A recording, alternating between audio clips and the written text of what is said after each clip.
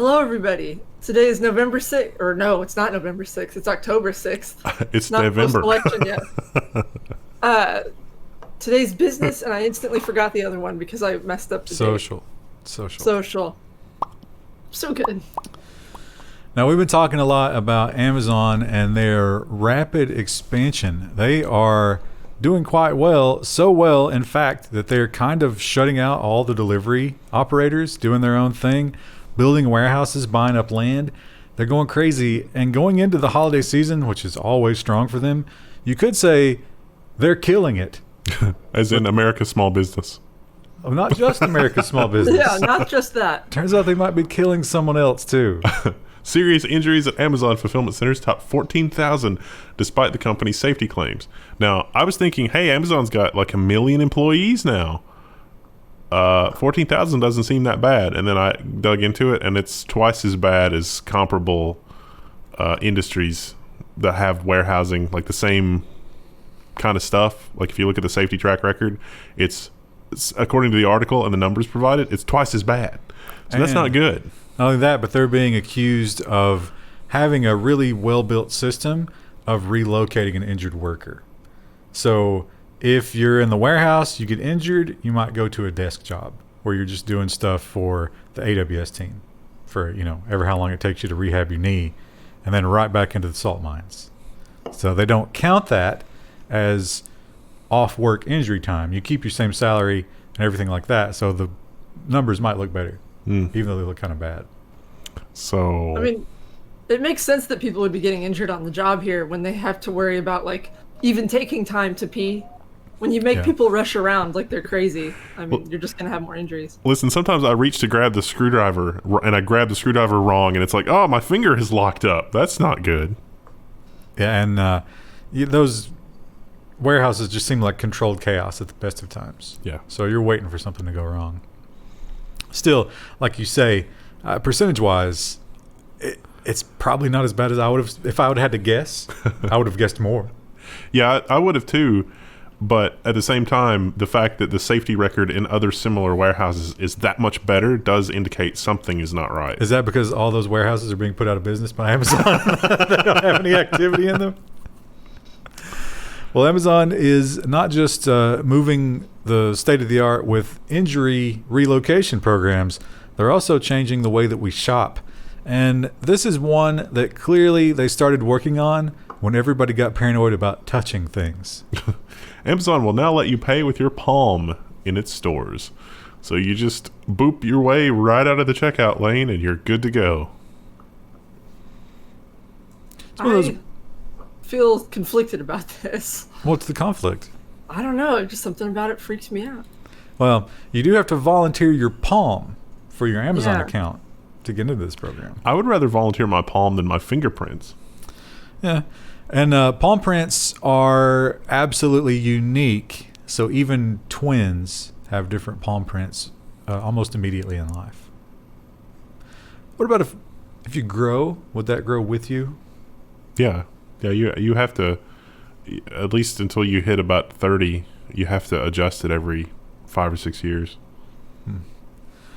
But so I think about when we look at all of the old movies about the future, a lot of them got the palm reader as a thing, but they all touched it. Yeah. No one saw it as a no touch. You know what? I forgot to point it out last episode. There was a quote. Did you see the quote in that Tesla article where he was talking about the self-driving thing? And the quote was, "The crowd showed their happiness by honking from their safety bubbles." And I was like, what a perfect encapsulation of 2020. The dark future that we've entered into. Honking from their safety bubbles. Like geese. Angry geese. We got a surprise Chromecast last week. No one really knew this was coming. And it just out of nowhere, here it is. Google Chromecast with Google TV is its first real streaming contender. Unfortunately, Google, in their multi-trillion-dollar brilliance, fails to understand the basic tenets of what people would want in a device like this. And that is, 1, the remote is kind of garbage. And 2, it doesn't make it easy for you to use complete competing streaming services. This is offering all of the stuff that, you know, Google has. Remember YouTube? YouTube has TV shows. Nobody knows that because it's terrible. They pop up that little box every time I go on YouTube. Do you want to try it for 2 weeks, please? No, like to the, you know, Cobra Kai, you know, like the Karate Kid remake thing, whatever. Yeah, it's like the #1 thing on Netflix last week.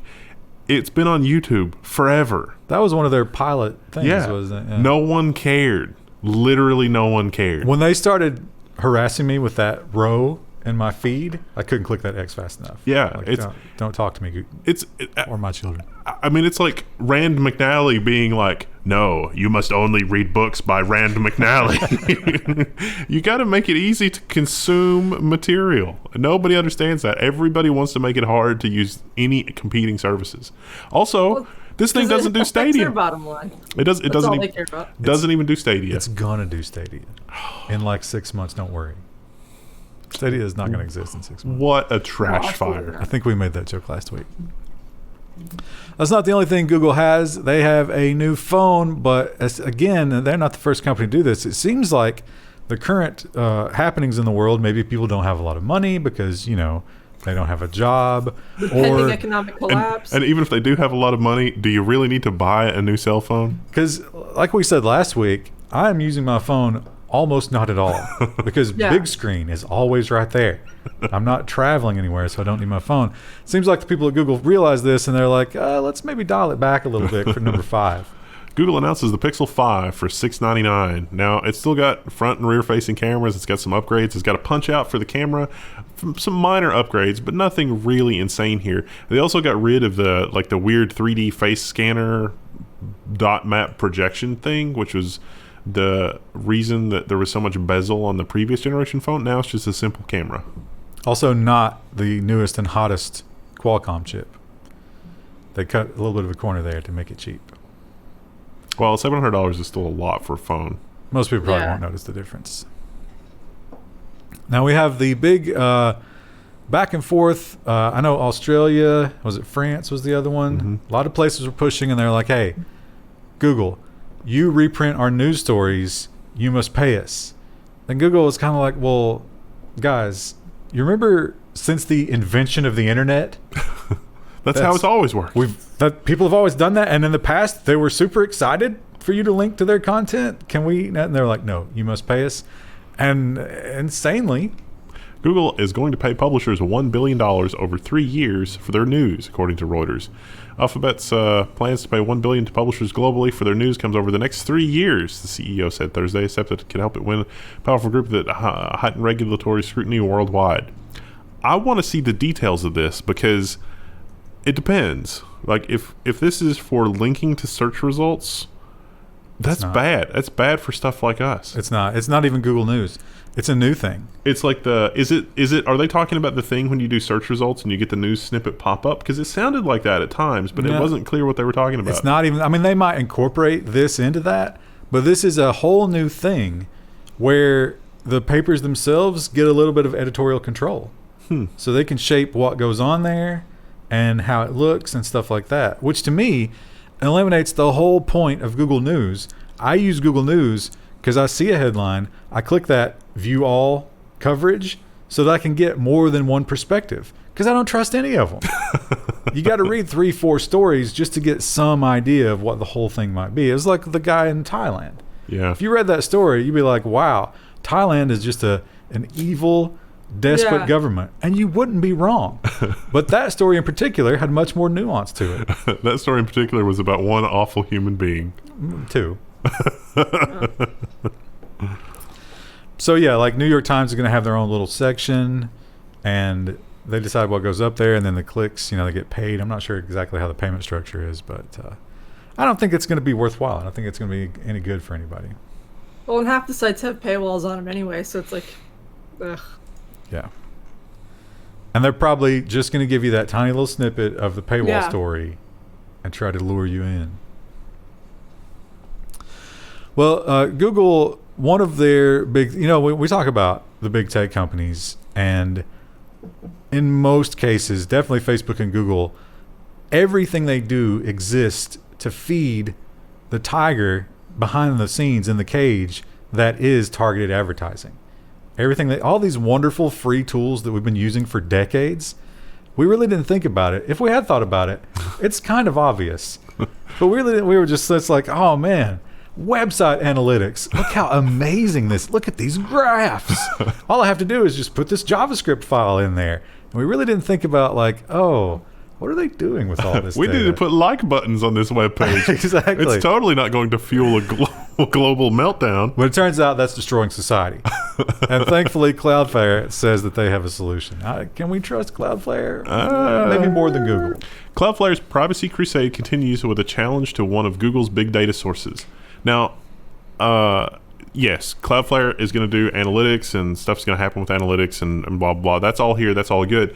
I thought there was a much more interesting and dark aspect to this, which is, the EU data regulations, and they say they don't want EU data to leave the EU.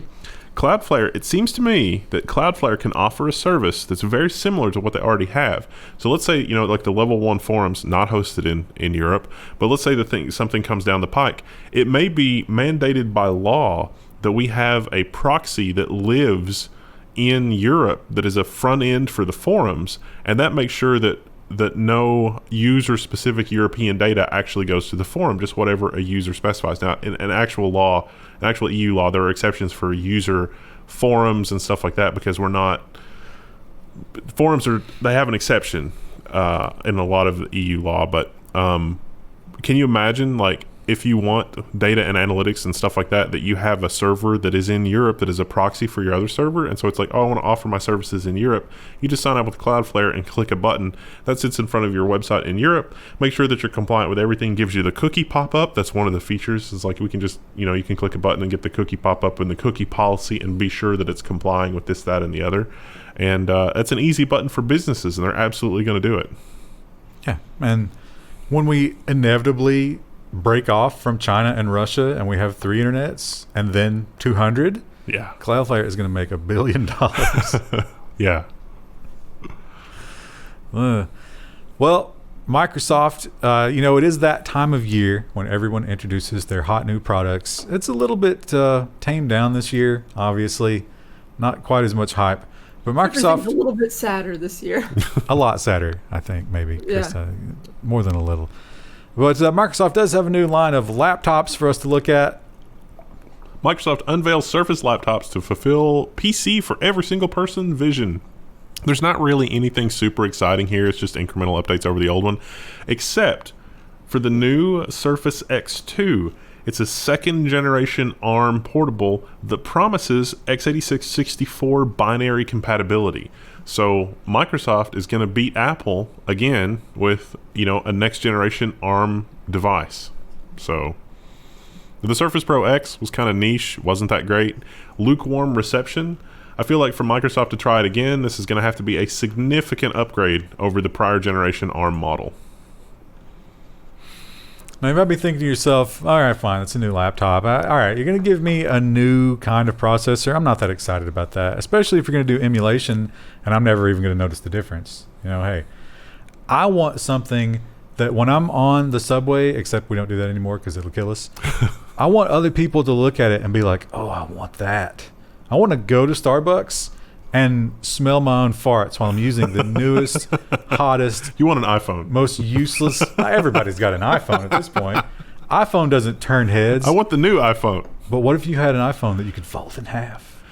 The world's first foldable PC is now available to order from Lenovo. This is, what do they call it? The ThinkPad something? Or ThinkBook, yeah. A bunch of ThinkBook, yeah. So look at that. They also have a new thin and light ThinkPad. Looking at this picture, it's just like, it feels like he should be flipping the pages of a book, but he's not. So why doesn't he just have it flat? It's almost like this is a product photo. They just want to showcase the fold. Well, they point out, because the question is, why do I care? Why do I want this? Now, the big advantage is portability. You fold it up, it fits in bags and stuff easier. Okay, that's true. You can't argue with that. But they also showcase like all the different ways that you can position it. You can hold it like a book. You can half fold it. You can fold it the other way. And it's just, do we need this? I want a foldable screen, but I want the buttons on a plate that can push up through the screen. So I want the screen to be flexible, like Saran wrap. And so like I can lift the keyboard up through the screen, and there's just a thin film over the keyboard, and I can use a regular mechanical keyboard, or then the keyboard can lower into the screen, and the screen becomes perfectly flat, and it's a dual screen device. That's what I want. Crystal, what are you going to say? All I'm thinking is, how much of a pain in the ass is this going to be when clients start using this and they're like, we need to write special media queries for foldable devices. I don't think there's an operating system that differentiates the fold. Not yet. Oh, not yet. Yeah. So, This is just one more thing, one more piece of hell that we're going to have to deal with. Well, there'll be a special media query that's just for the exact resolution of that device. And it's like, oh, if it's the resolution is this, you have this device. Let's just throw all the rules out the window. No. You gotta have a special animation when it's like, okay, now for 37 degrees, we want to do this animation. But if they get to 45, we want to change everything around. I don't think ad agency budgets are once what they used to be. I guarantee. Okay, if you're some young ad agency, and if I doubt this is true, but if the foldable feeds back somehow the angle of the fold, get started on like pages that flow like sand. That's gonna blow some minds. That's a Webby award-winning material right there. If you pitch That's a dead developer. if you pitch that to an agency and they're like, "Oh my God, we have to have it," quit. You know, right then and there that Go someplace that's else. not going to be a good. Yeah.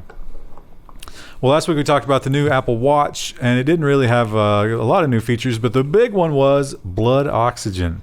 It measures the amount of oxygen in your blood and tells you, it's like, hey, maybe you should stop eating those potato chips. Here's a number that would require that. We find out that maybe Apple didn't invent that. No. No. Never. I don't know. They've never had a history of stealing technology. No. So they have a little bit of an issue with the people who do claim to have invented it, and I think they have a patent. But the Apple legal team is really strong, and this company feels like they might be getting bullied a little bit.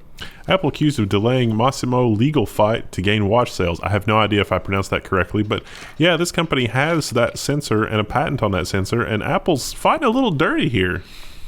It's worse than that. Apple met with them about the sensor. They talked about, hey, maybe we should partner up. And then they might have hired a lot of their employees away and canceled the talks and released the Apple Watch. Wow. Apple acting amorally and completely unethically? No way. I don't believe it. It's not the Synaptic situation all over again. Well, you know who does believe it? Epic. And boy, do the wheels of justice grind slowly. We find out when the whole Apple Epic thing might shake out, and the date is pretty far in the future.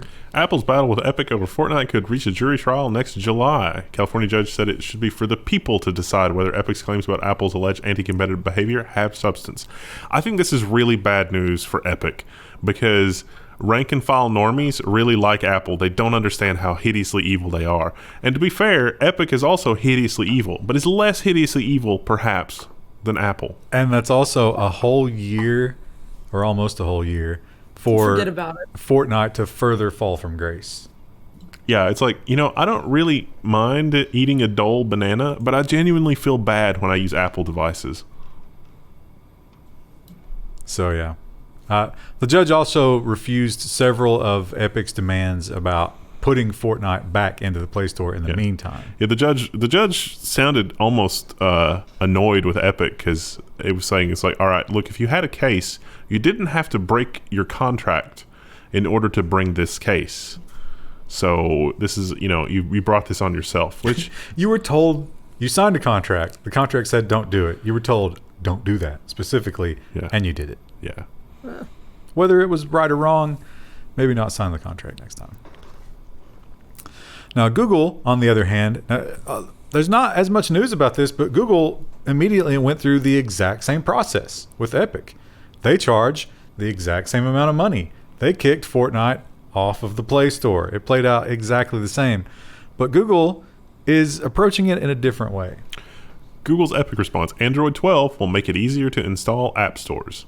So you can have a third-party app store.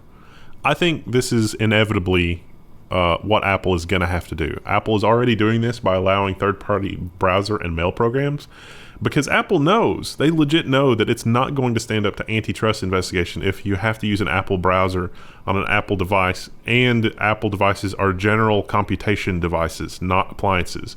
They are being misleading and disingenuous when they say anything else, and that's how they've positioned their marketing, is like, oh, iPhone is blah blah blah. iPhone is not a computer, but it is. It totally is a computer. And Google's going the opposite direction, and they're basically conceding, okay, yeah, we are basically at a point where there's not a lot of distinction between a Chromebook and a large Android phone and a small Android phone. They're basically functional equivalents. Because of that, there is kind of a precedent here to allow people to install whatever software they want on a computer. So the easiest way to do that and have some security integrity is to allow multiple app stores. That's going to look really good in those antitrust investigations too. Yeah. So. I think that one thing that Google's not going to do, that they should do, that they do a disservice to all their customers by not doing, is to provide a better security framework that gives you better insight into what those applications is doing as a user. Because like the whole clipboard thing from Apple, it's like, I'm going to install third-party applications, there's all this crap running in the background. It's not really super transparent as to what's happening or what's happening with my data, or what data application 1 has access to from another different application. And that needs to be front and center. Chris, you're a big fan of Ikea. Yeah, I like Ikea, all right. Yeah, they are, the thing that they do correctly is convenience. You go, it all comes in one big box. You can put it together with the Allen wrench that comes with it. And so you're not disappointed when you get back home, batteries are almost always included. But going forward, there'll be a different kind of battery. IKEA is saying goodbye to non-rechargeable batteries. The company will remove all non-rechargeable alkaline batteries from its global home furnishing stores by October 2021. Seems reasonable. Well, okay. Good, I guess. We'll probably never get to go to an IKEA again. We'll never get to taste those sweet, sweet meatballs. And the lingonberries. Instead, we'll be eating human meatballs. If we're lucky enough to find some breadcrumbs. Zoom is, I had to have a Zoom meeting this week. It was terrible. But it's, it's still dominating our lives, and it seems like more and more people are calling Zoom meetings. And like a lot of meetings, I'd say, what do you think? 50% are unnecessary? 75. 75. And it seems like any attempt to curtail that just doesn't work. Something about human nature. The boss says it's okay to take a break from Zoom. Why are you still doing video calls? So this is from the Wall Street Journal. I think the Wall Street Journal is kind of talking about something else, though, because some people that I guess are not used to working from home, or not even used to working on something where they need long periods of concentration, they just sort of Zoom all the time because lonely. Like one of the examples was somebody who just left the Zoom on just so people would see that they're working. And it's like, you're not accomplishing anything with that. So yeah, they're trying to have blackout periods for there's no Zooming during this time. A client of mine, they do Friday afternoon Zoom lunch. Like they all eat together, and I'm like, wouldn't that be obnoxious to hear in a mic? Like, I guess they do it. Everybody's muted. No, I mean for years I've always tried to like schedule meetings during one part of the day, and then like I try to reserve the other half of the day just for actually getting work done, and that mostly like that works pretty well because otherwise like I'm dealing with all the distractions and nonsense one part of the day, and then it's like I feel like I can breathe and concentrate during the other part of the day. But then people are like, I scheduled this at this meeting and it's the only time that it can be, and it's right then, and it's like, all right, well I guess I'll have a meeting then. And then just like the dread for the meeting, and if I get in a groove working on something, I'm going to forget about time and miss the meeting. It's just really frustrating. Turns out meetings are frustrating. Agreed. Now we have the great rhyme. I don't know if you can prove that it's true. It certainly seems empirically that it is. That if you get woke, you go broke. And Disney seems to be feeling it. Google has had their issues. Facebook certainly. A lot of uprisings there that they would rather not have. Amazon, of Spotify? course. Spotify. Oh, the Joe Rogan thing. Yeah. Welcome, refugees from Spotify. we're working on it. I don't think we'll ever be as large as Joe Rogan, but we're working on it. So some companies seem to have recognized this, and they have taken what they call apolitical stances, which basically means I don't care what you think or you believe. Just do the work. Deal with that on your off time. Think and believe on your off time, I think is the slogan. So it's going to be difficult to weed those people out. If you just get rid of them, you're definitely going to face backlash. So what do? Coinbase has a solution that I think might actually work. Coinbase offers a severance package to employees unsatisfied with its apolitical mission. Like, look, Coinbase is not going to get involved in ABCXYZ. We're here to, be a financial institution, basically, I'm summarizing. Financial institution is not really the right way to say that, but whatever.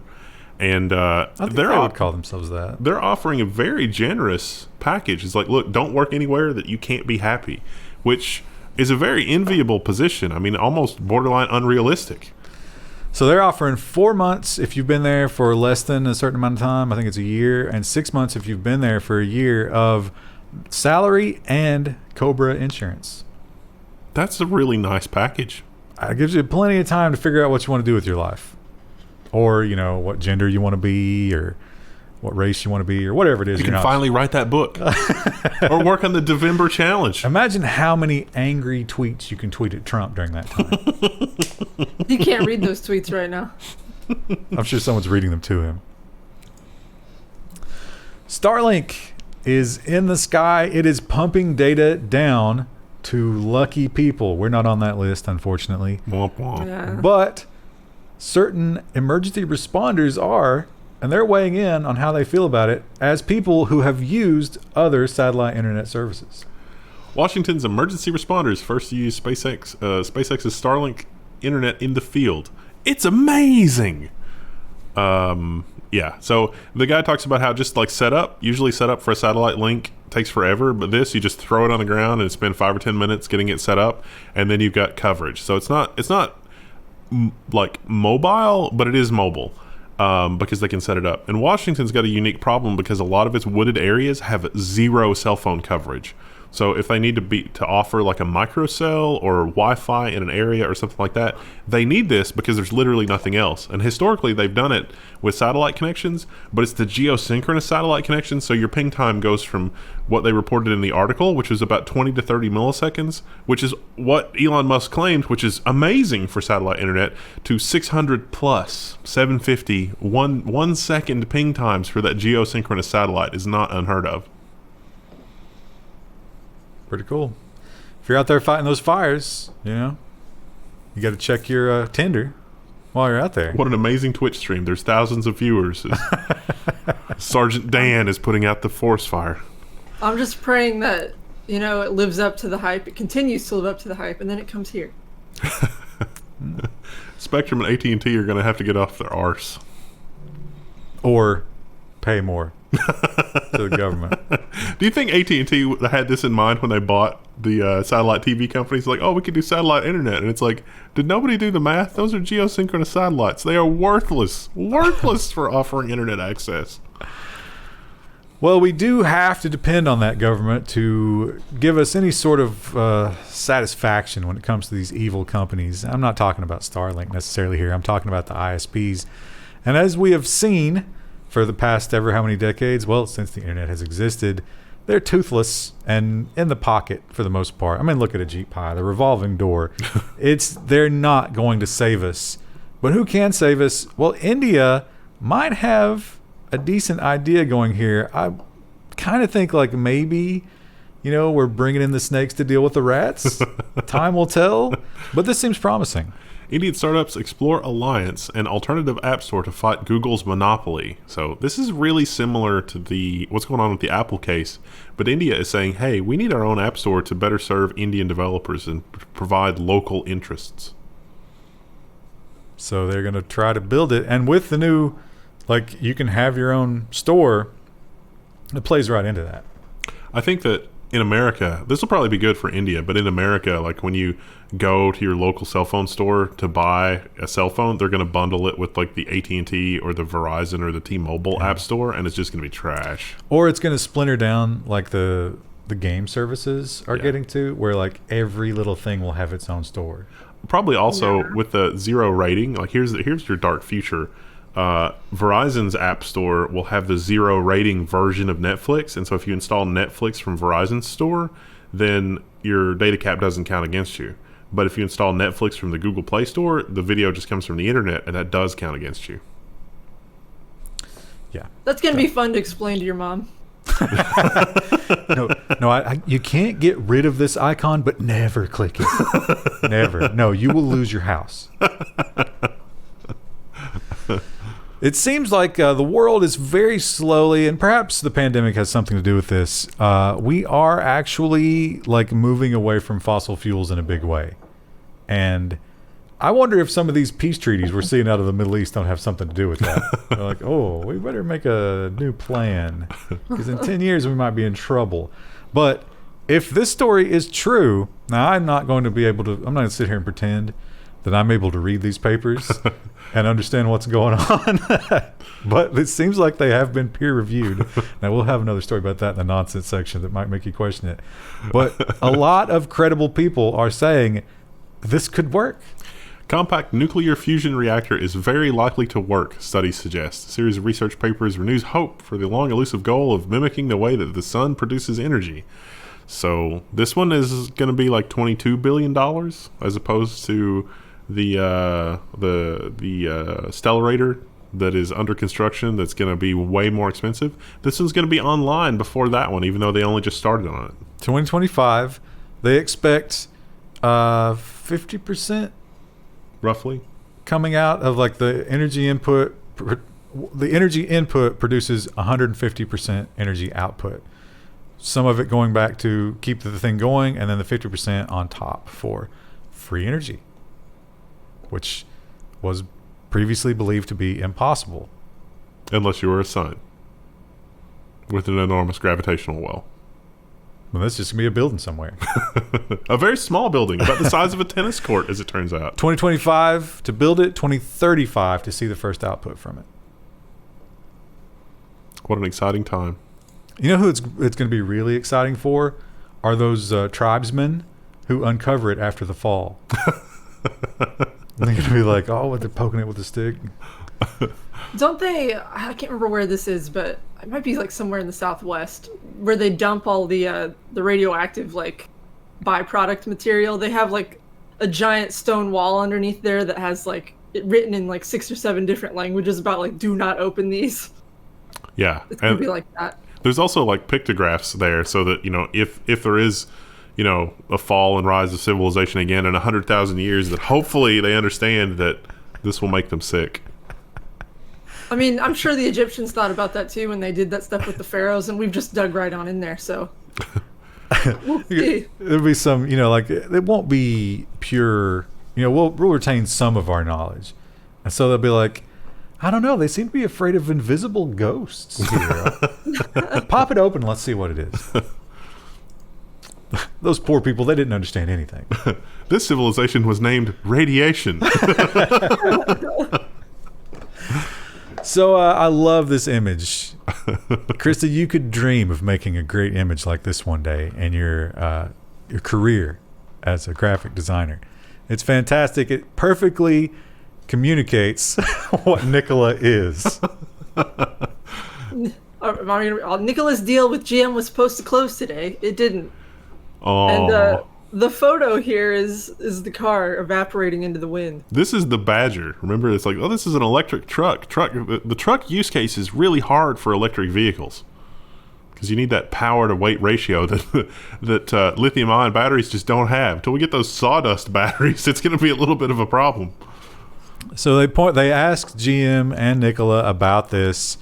They didn't give them any details, but they did confirm no deal has been made.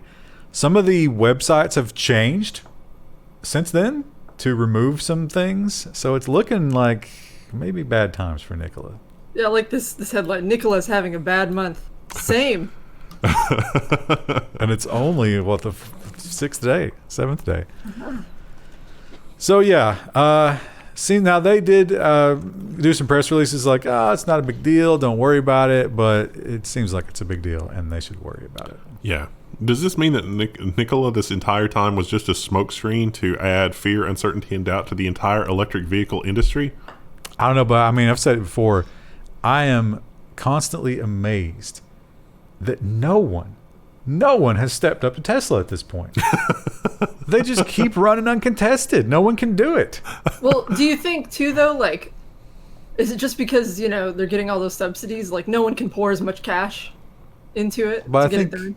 I think you could get your own subsidies as long as you offer something similar. I think GM has dumped a lot of money into electric vehicles, and it's just none of it actually moved the needle forward on the technology at all, apparently. Well, one company that's not afraid to take risks, you got to give it that to them. I mean, they will come out with a crazy new thing, and sometimes it kind of flops, but sometimes it takes over the world. And then they do that thing where they don't make enough of them. I guarantee you there will not be enough of these. No. This sounds crazy, but it might be the product of the year. Nintendo's challenger to Microsoft and Sony is a remote-controlled car. So you got to watch the video on this because it's mind-blowing. It's a little remote-controlled car with a camera. So the Nintendo games where, like Mario Kart, where you're like driving the cart around. This is an augmented reality version of that. You set up some cardboard like things for the car to drive through in your house. And then the Nintendo thing sets up the course, and then you literally drive the course with your car. You get the pickups. Yeah, you get you're watching on the Switch, I guess, and you get the augmented reality. So you see your house, but you see the pickups as well in graphics. There are going to be incredible cat videos that come out of this. I can't wait for those. I wonder if the software will take that into account. Like, something bad happens to the... Now, it is a little pricey, so you got to buy that remote control car, which comes with the game. So that's $100 for the package. If you're getting a Switch on top of that, you're going to be paying $400 to play Mario Kart in your house. Even if it's not popular, it'll be like the ROB. It'll just go through the roof in value over time. It's like, I got the little robot for the Nintendo. It's like, no one wants that. It's stupid. And then, 20 years later, it's like, that's $4,000. And they will not have enough Nintendo, of them. though, is I feel like even when they come out with consoles like this that are kind of like bizarre, because they're so like everyman friendly, they still do really well. Like everyone I knew had a Wii growing up, even people who weren't into video games. Well, that was the big thing, the motion controllers. They sound stupid. If you would put it on paper, I'd be like, that is going to fail so hard, you have no idea. But it captured the imagination of the world. So yeah, and again, the social media will fuel this to a fever. Yeah. Yeah. People are like, oh my God, look at that. The real question is, will anyone be able to afford it right now? The other thing this is going to point out, there's going to be a lot of shaming, how dirty your floors are. Oh, yeah. Yeah. Palantir. Remember them, Krista, your favorite company? Yeah. They are spying on us and making a lot of money doing it. Now, we didn't know exactly how much money, but now we kind of do because they've gone public. Krista. The headline. Is it me? Okay, Palantir, the controversial data firm now worth $17 billion. That's a lot of money. 17 billion pounds, which is even more than dollars. That's a lot of personal data right there. By the end of the year, it'll be 37 billion pounds with the inflation of the dollar. Well, they do. The inflation of the dollar won't affect the pound. They do estimate that this is going to go up. That is undervalued. Yeah. And that is up from the public offering. It's already up. Disgusting. Facebook. Moving on to the social media section. Facebook is under, preemptive fire because, of course, the thing that's conquering all of our lives right now, the election, people are just in a furor. They're frothing at the mouth, and Facebook is one of their favorite targets because they feel like that can sway the election, and Facebook is trying to do everything it can to get out in front of it. Facebook will ban ads that wrongly claim election victory. The social platform already said it would reject political ads claiming a premature win. Okay. What if, now, can I get around if lawyers look at the legal speak here, can I say the other person lost?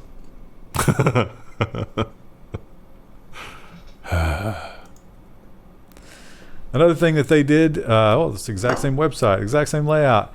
This is not exciting to me, but I guess maybe some people will enjoy it. It seems like this could be a bad thing if I have a different group of people, like Facebook. Like Krista, don't you do this where like Facebook is your family and stuff like that, but then like Instagram is your hip young friends? I mean, I don't have an Instagram. I just use Facebook to keep up with family. Generally, that is the divide, though. Like, I don't know a whole lot of old people on Instagram. So some people, this might be poisoning the well. Yeah. Facebook launches cross-platform messaging on Instagram and Messenger.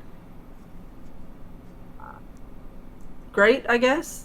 We reported on this a couple of weeks ago. It's just now it's live. Not Who for asked everybody, this, though. I They're want to rolling it know. out Like, slowly. was there ever a user who was like, man, I wish I could sync up both of those? No, I think this is part of their like whole pretend that we didn't just buy all these other programs to hold up our failing social media and just call everything Facebook. Like that whole campaign. Which might work and might not. You might be diluting instead of expanding.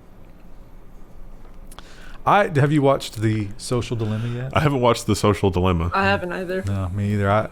I've heard people talk about it. It does sound interesting, but I feel like, and I'm not trying to be elitist here, but I feel like a lot of people will be surprised by what's in it. I don't think I would. Yeah. I don't think any of us would. Anyone who's watched this show, would not be surprised by what's in there. Yeah, I think I would probably watch it and be like, well, you forgot this thing. Because we're constantly talking about this stuff. But it doesn't mean that they're happy about it. Facebook rebuts. It's rebuts. Rebuts The Social Dilemma, a popular Netflix documentary. So I don't disagree with Facebook's arguments here.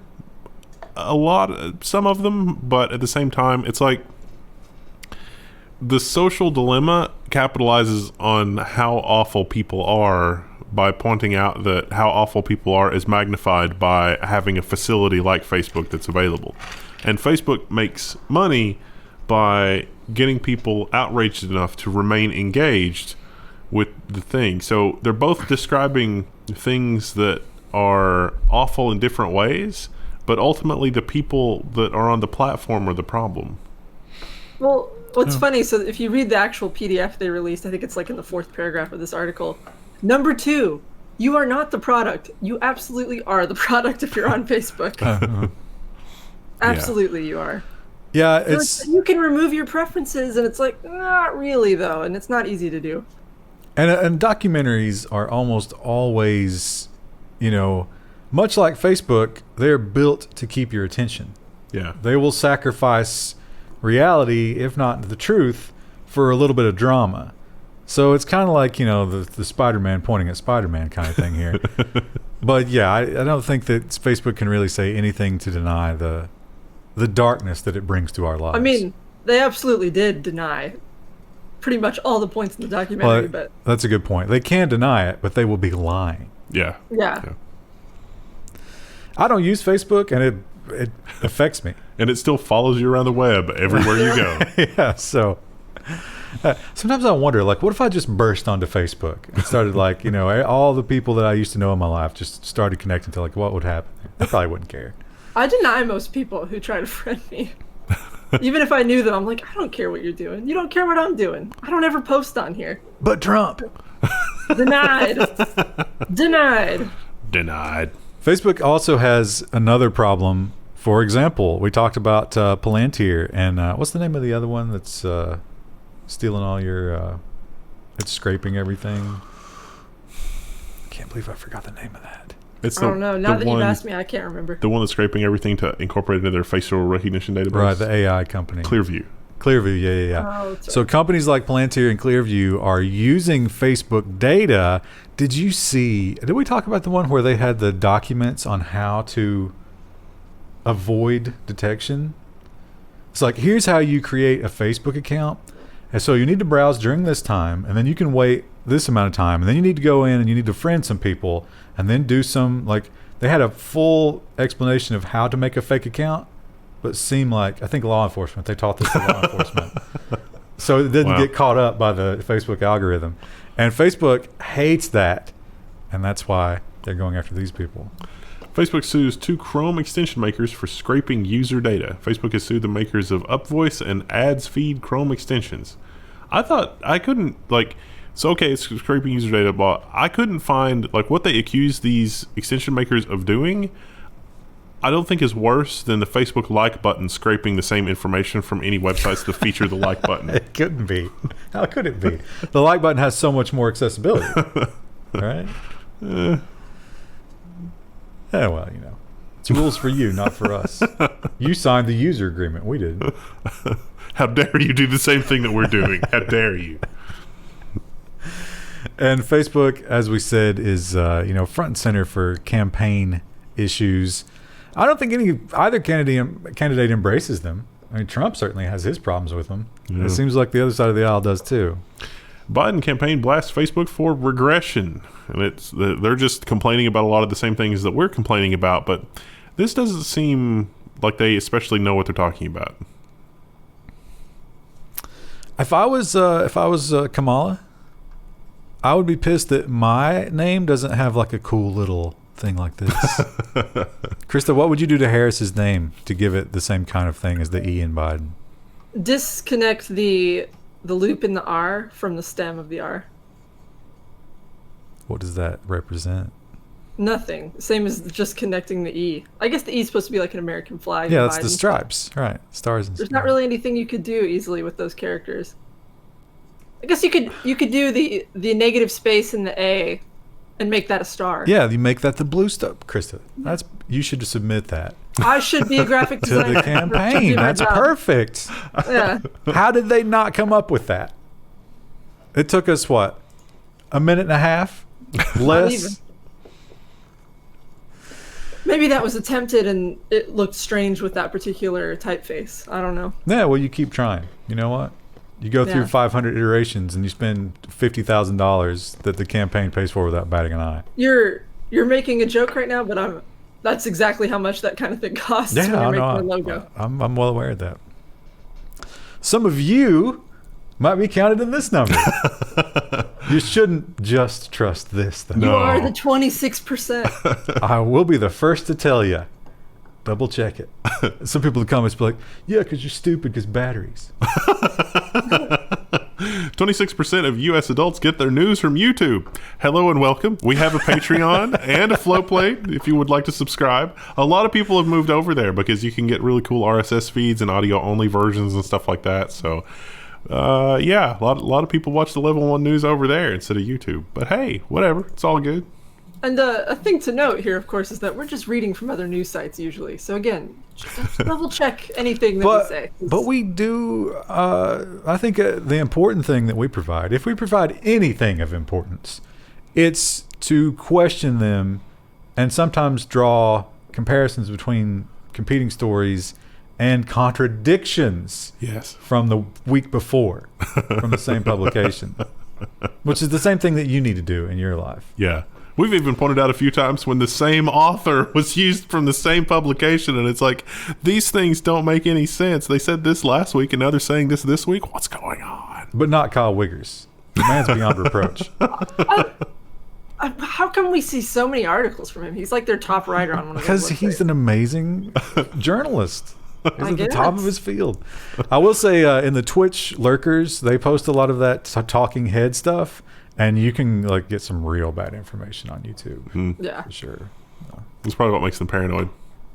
That's probably why we have to be super careful with the whole monetization thing. Well, yeah, you do have to be super careful on YouTube because YouTube is very corporate friendly. They will suppress the truth if they think it threatens their ad dollars, as illustrated here. Nikola issues copyright takedowns against critics who use the rolling truck clip. So the video of the truck that didn't work is at the center of YouTube copyright battle. So a lot of people did videos on that to say, hey, this is actually rolling downhill. They got copyright strikes. And YouTube said, hey, that has to be done manually. And Nikola said, oh, it's the YouTube system. Yeah, so they can put in a video that they own and search and see if it appears anywhere else. They did that and struck them all. And some people have said this was a press video that they put out for public consumption. We played it with commentary over it. If there was a picture in the encyclopedia next to fair use, this would be that picture. It was literally provided to press for press use. And transformed because of a major news story. Yeah.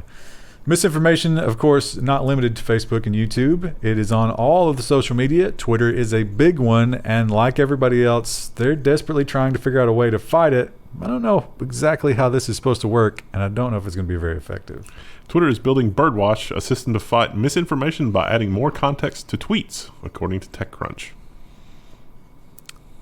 How long after this launches, let's get your estimation, both of you, until one of Trump's tweets is birdwatched?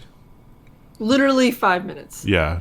I'd say Assuming he's tweeting for himself at all. Definitely going to be a same day kind of a thing. There's going to be like a huddle, and the engineers are going to just be like, we built what you asked us to build, and there's just going to be a lot of like grunting and teeth grinding.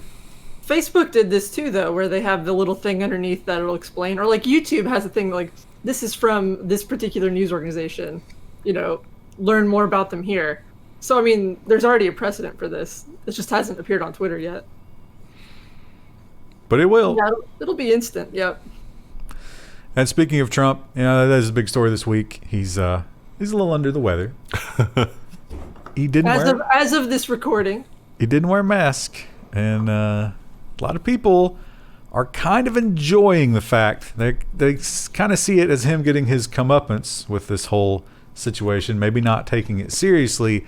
But Twitter has put their foot down in one aspect of what you can and cannot say about our glorious leader. Twitter says you cannot tweet that you hope anyone dies from the thing. It's like the exact quote is, content that wishes, hopes, or expresses a desire for death, serious bodily harm, fatal disease against any individual is against their rules. That seems reasonable. It is if it's universally applied, which I would say it's usually not. I would say right now we could probably, within 45 seconds, find 500 instances of people wishing death on Twitter. Yeah. There's a lot of that. Remember the Bin Laden days when Twitter was around then? There was a lot. What about death to America? That's not a person. Death to eggnog. You can't kill an idea, Wendell. You can go to war with one for decades, but you can't kill it, as illustrated by the loss of the war on every front. What, Krista? I said ideas are bulletproof from V for Vendetta, but